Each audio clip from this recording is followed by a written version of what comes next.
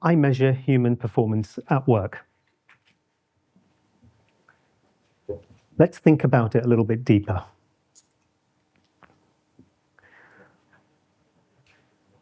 As humans, we are going to work every single day. And we're barraged with one massive requirement: performance.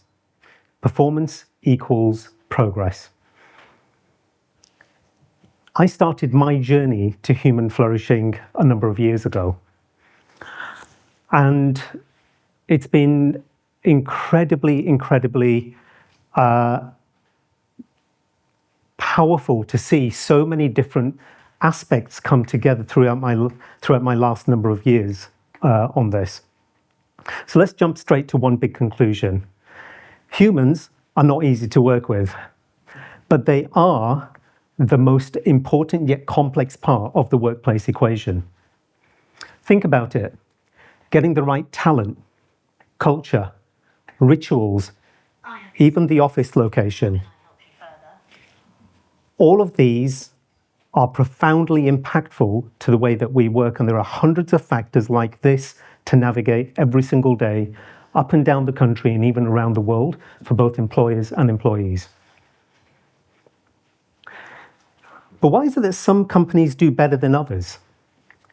Why is it that their people stay longer and they perform better? What are they doing differently? What is their secret? About 5 years ago, I set out on a mission to find out, and I stumbled upon something incredible, something remarkable. Flourishing is the most universal way to measure humans and our progress. It's a super metric that scales.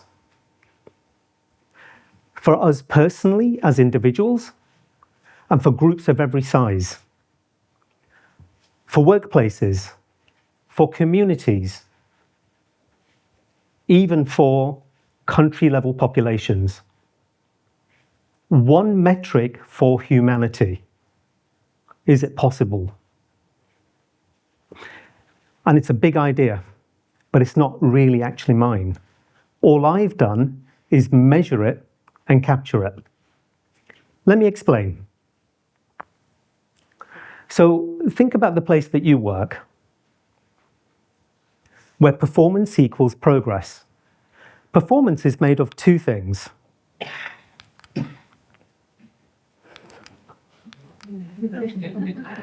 Here we go. Actions are the things that we do, or perhaps we choose not to do them. The behaviors, if you will. So things like actively listening, being flexible, coping well. Experiences are the conditions we work in. The office location, demands of the job, the resources available to do it well. Now we can move from a negative to a positive state by moving these as levers. They're changeable. We are in control. And where the center point meets, I call that the flourishing zone. Your flourishing zone. Let me describe this a little bit. This is where people show up on time. They do their very best, and they go home really happy. This is where leaders are supportive. Teams are incredibly collaborative. This is where people care for each other. And most people even love their work.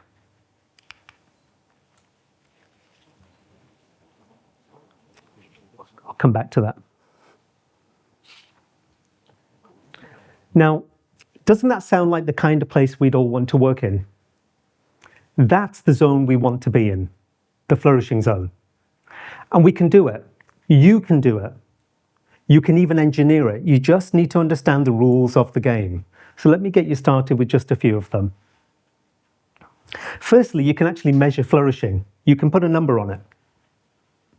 My own journey to flourishing science started about 2018 when my team and I were researching what are the drivers and barriers to high performance at work.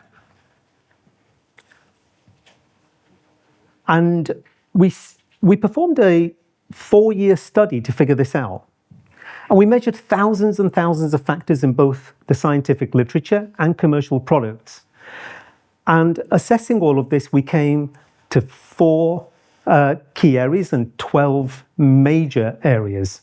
I'll just mention some of them: health, engagement, satisfaction, culture, even your manager's style. All of them have a profound effect on your ability to do your best. Now, if we are being held to that level of performance, the question is, are we all able to play our part? So, thinking about all of this and bringing it together, we started a survey, and we did a mass survey, and we scored it from 0 to 100 for each of those factors. But here's the problem. If 0 is poor and 100 is perfect, what does 50, 60, or for that matter 70 mean? And this is where we found the problem kept on occurring again and again. Because if we are going to motivate people to move, we need them to understand what the numbers mean. And so we had to go back to the drawing board. And that's when we came across flourishing. A concept so powerful, it encompasses the whole human experience. Joy, elation, purpose, relationships, passion. It's all in there. And even better, it's positive psychology based. It's it's looking ahead, it's upbeat. So we took this new knowledge and we mapped it to our 100 scale, and we came to an amazing 3 groups. That's where we knew people were struggling, striving, or flourishing in their actions and experiences at work that enable performance. So you could be, for example, struggling with your mind health at 40. You could be striving in your commitment to work at 65. Or you could have a great manager and be flourishing at 90. When we first tested this, we found that people told us they felt connected to the scores. They felt emotional. They felt that this was more meaningful. Okay. Secondly, flourishing is a journey, not a destination. I like to think of it like a pair of running shoes. It's about winning your race, not the race. So if the goal is really overall flourishing, then these ratios matter. And this is why it's really important to remember the mantra. Flourishing is positive actions and positive experiences coming together. And this is where the control map can help. By understanding who has primary control and influence over these actions and experiences, we can ask them to play their part. And that means we can get to flourishing faster. But here's another problem that we found. Employees only control 30% of the actions and experiences that are necessary at work.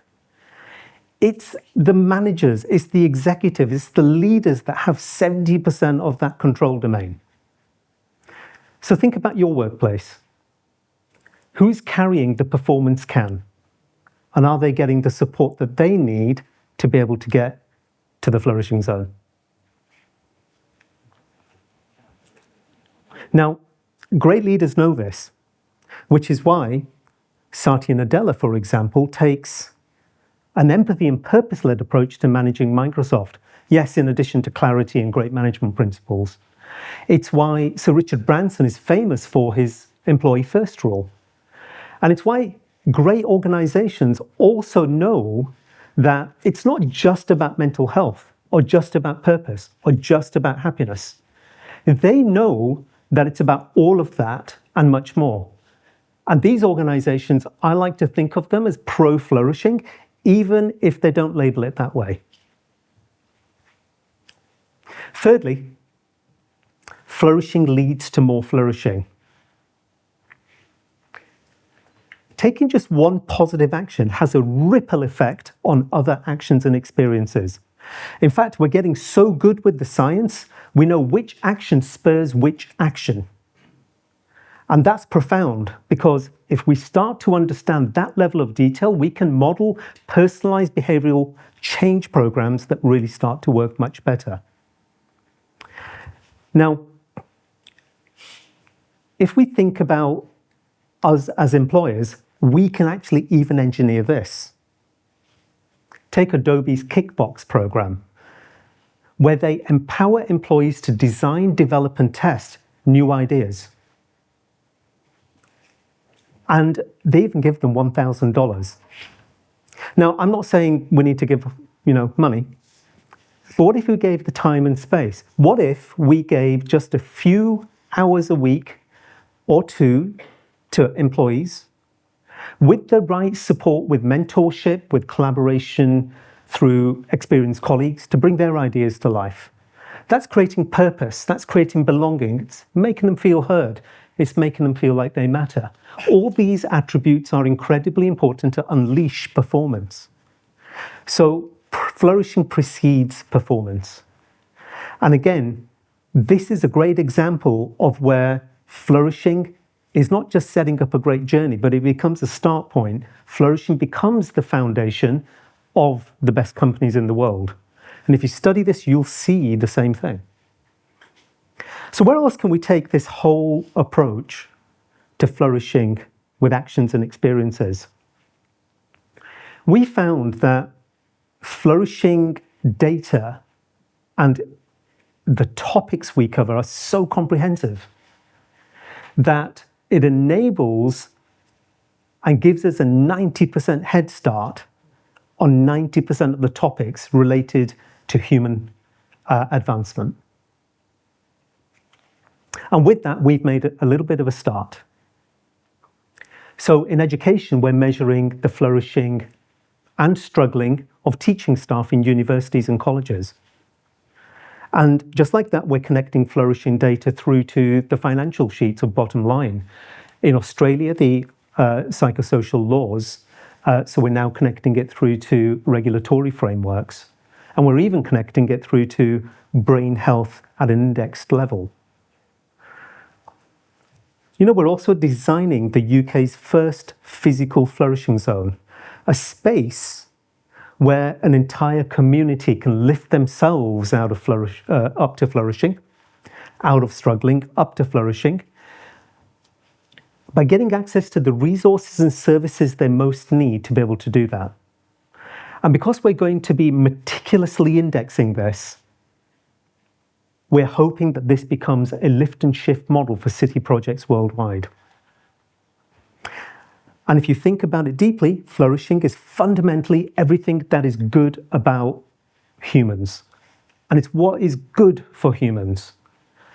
And we think that's a major contribution we can make to ethical AI.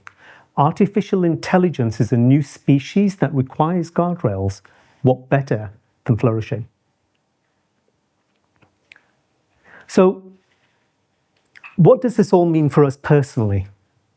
What can we do, and what's our relationship with flourishing? The science is strong, it's clear. Flourishing is great for you, and it's great for the people around you. And today you've heard me talk a little bit about flourishing like it's a living, breathing part of you. Well, I think it is. Because if your struggle is real, then why not your flourish? And I'd like to quote a really good friend of mine, Professor Matt Lee, from Harvard University's Human Flourishing program. He describes flourishing as whole human well-being, but he beautifully characterizes it as being about the good life, the rich life, the deep life. Now, I'd like you to take just a moment, just a few seconds. Keep your eyes open, but let's take a deep breath. This is your flourishing breath. Fill those lungs up, and then exhale. What did your most flourishing day look like? Was it at work? Was it with loved ones? Remember, flourishing is positive actions and positive experiences coming together. Which of these have you moved from a negative to a positive state recently? Now carry that forward.